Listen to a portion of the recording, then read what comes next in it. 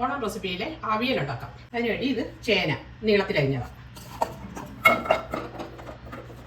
ഇത് പടവലങ്ങ, ക്യാരറ്റ്, ഇത് വെള്ളരിക്ക, ഇത് കുമ്പളങ്ങ, ഇത് പച്ചയേത്തക്ക, ഇച്ചിരി മഞ്ഞപ്പൊടി ഇട്ട് വെള്ളത്തിയിട്ടിരുന്ന അതായ കളറ്, ഇത് മുരിങ്ങയ്ക്ക,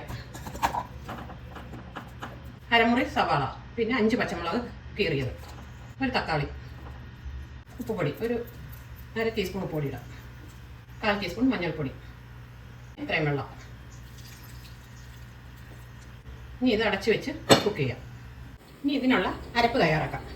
ഇത് 1 കപ്പ് തേങ്ങയുണ്ട്, ഒരു 4 അല്ലി വെളുത്തുള്ളി, 8 ചെറിയ ഉള്ളി ഒന്ന് ഇങ്ങനെ മുറിച്ചതാണ്, 1/2 ടീസ്പൂൺ ജീരകം, 1/4 ടീസ്പൂൺ മഞ്ഞൾപ്പൊടി. പിന്നെ ഇത് പിഴുപുളിയാണ്, തൈര് ചേർക്കാത്തതുകൊണ്ടാണ് പിഴുപുളി ചേർക്കുന്നത്. പിഴുപുളിക്ക് പകരം പച്ച മാങ്ങ ചേർത്താലും മതി.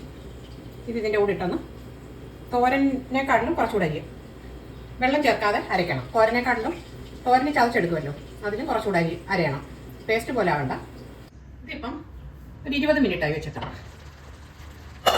ചെറിയ തീയില നന്നായിട്ടൊന്നെല്ലാം തിളച്ച് കഴിഞ്ഞിട്ട് ചെറിയ തീയില വെച്ചത് വെന്തിട്ടുണ്ട്. ഇതിലേക്ക് അരപ്പ് ചേർക്കാം, കറിവേപ്പില.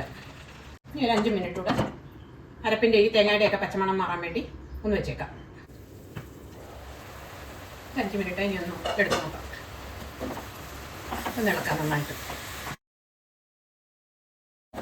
ഉപ്പ് പോരാങ്കിൽ ഉപ്പ് ചേർക്കണം. പുളിക്ക് പകരം പിഴുപുളിക്ക് പകരം തൈര് ചേർക്കാം ലാസ്റ്റ് ഈ സമയത്ത്, അല്ലെങ്കിൽ പച്ചമാങ്ങ ചേർക്കാം. കുറച്ച് പച്ച വെളിച്ചെണ്ണ ഒഴിക്കാം, വെളിച്ചെണ്ണ ഒരു ടേബിൾ സ്പൂൺ മതി. കുറച്ച് ഉപ്പ് കൂടെ ചേർക്കാം. ഇനി ഓഫാക്കാം.